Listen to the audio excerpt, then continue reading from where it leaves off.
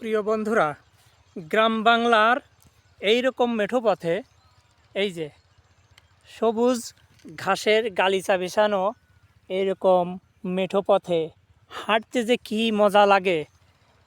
এই পরন্ত বিকেলে এই রকম মেঠো পথ, এই যে দেখুন এদিকে কি সুন্দর একটা সবুজ দূর্বা ঘাসের একটা গালিচা বিছানো এই মেঠো পথ। এখানে আপনি খালি পায়ে যদি হাঁটেন, আপনার একটা ঠান্ডা ঠান্ডা অনুভূতি পায়ে অনুভব হবে, আপনার খুব ভালো লাগবে।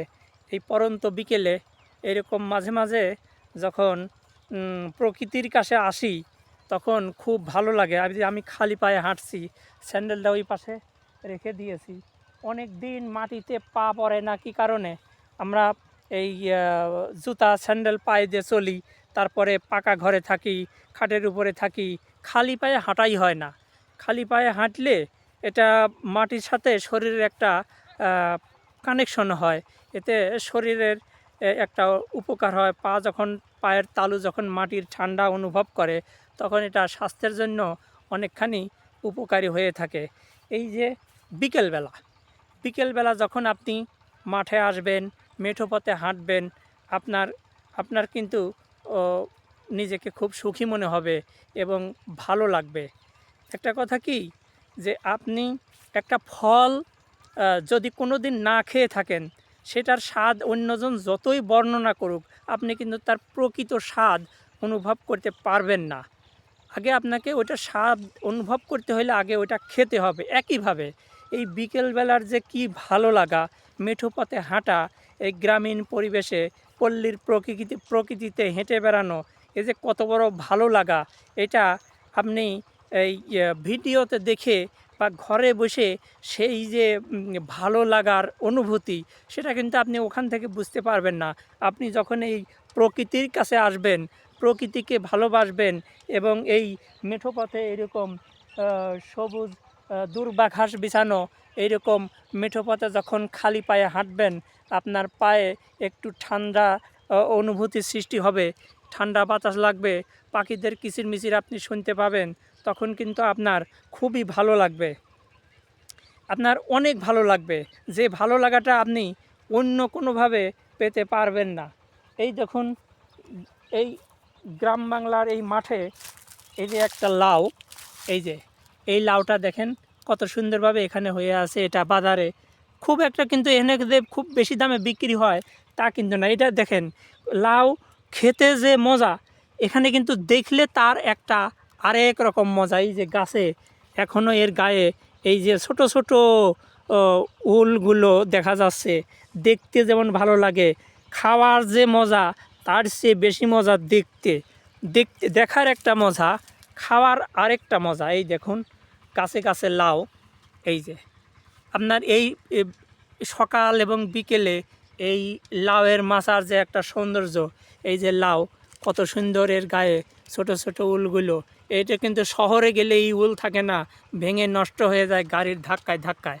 দেখেছেন, এর সৌন্দর্যটাই আলাদা, এটা দেখলেও প্রাণ জুড়িয়ে যায়।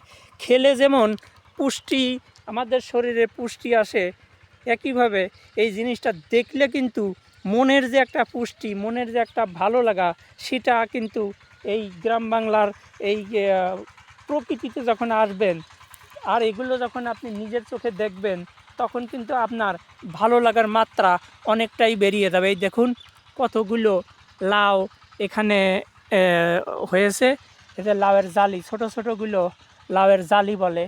এই যে দেখুন নিচ থেকে, এগুলো বিকেলবেলা দেখতেও ভালো লাগে। আর একটা জিনিস হচ্ছে, এখান থেকে টাটকা জিনিস এই লাউগুলো তুলে নিয়ে যখন আপনি টাটকা জিনিস খাবেন, তার কিন্তু স্বাদ আলাদা। যখন লাকড়ি দিয়ে জ্বালানো হবে তার স্বাদও আলাদা। গ্যাসে জ্বালাইলে অনেক সময় দেখা যায় যে স্বাদটা কী কারণে যেন কমিয়ে যায়। এই দেখুন কত সুন্দর দেখা যায়। শুধু কি খাওয়াই মজা, দেখারও তো একটা মজা আছে। যারা মাছ বাজার থেকে কিনে খায় তারা কিন্তু ওই মাছ ধরার আনন্দ সেটা পায় না, সেটা থেকে বঞ্চিত হয়। আর যারা মাছ নিজে ধরে, খাওয়ার চেয়ে কিন্তু মাছ ধরার আনন্দ কোনো দিক থেকেই কম নয়। তো এই লাউয়ের ব্যাপারটাও এইরকমই। লাউ খেতে যেরকম মজা, এর মাছা গ্রাম বাংলায় এর সৌন্দর্য, সবুজ সৌন্দর্য, কচি লাউ এবং টাটকা লাউ, এটা দেখতে এর কিন্তু আলাদা একটা সৌন্দর্য। এই সৌন্দর্য তারা পায় না যারা বাজার থেকে টাকা দিয়ে কিনে খায়। এখানকার ভালো লাগা, দেখতে ভালো লাগা, এটা অন্তরের একটা প্রশান্তি, আর একটা হলো দেহের পুষ্টি যোগায়। দুই দিক থেকেই এই উপকারটা পাওয়া যায় যদি আপনি মাঝে মাঝে গ্রাম বাংলার এই প্রকৃতিতে আসেন, প্রকৃতিকে ভালোবাসেন, প্রকৃতিকে দেখেন। ওইখানে আরও একটা লাউয়ের মাছা দেখুন, ওই যে ওইখানে আরও একটা লাউয়ের মাছা, আরও একটা লাউয়ের মাছা ওখানে দেখা যাচ্ছে। ওই যে আবার এই পাশে আরেকটা, বিকেলবেলা দেখতে খুব সুন্দর লাগে। ওই দেখেন মাঠে মাঠে এখানে লাউ আবাদ হয় এখন, মাঠে মাঠে লাউ। ওই দেখেন ওই দিকে আরও দুইটা লাউয়ের মাছা আছে, ওই দিকে আরও একটা আছে, ওই দিকে আরও আছে। মাঠে মাঠে কিন্তু লাউয়ের মাছা অনেক আছে। এই যে একটা লাউয়ের মাছা, ওই যে ওইদিকে লাউয়ের মাছা। মাঠে কিন্তু এখন প্রচুর লাউ আবাদ হয়, যেগুলো আমরা প্রায় সারা বছরই এখন লাউ পাওয়া যায়। আমরা শহরের বাজার থেকে বা গ্রামের হাট থেকে এই লাউগুলো কিনে খাই। এই মসুরের ক্ষেত, মসুরের ডাল আমরা খাই, সেই মসুরের ক্ষেত দেখুন, মসুর প্রায় পাকার সময় হয়ে গেছে। এই যে দেখুন পাকার সময় হয়ে গেছে, এগুলো প্রায় পেকে গিয়েছে। অনেক জায়গায় মসুর তোলা হচ্ছে। ওই হলো পেঁয়াজের ক্ষেত। দেখুন পরিবেশটা কত ভালো লাগে।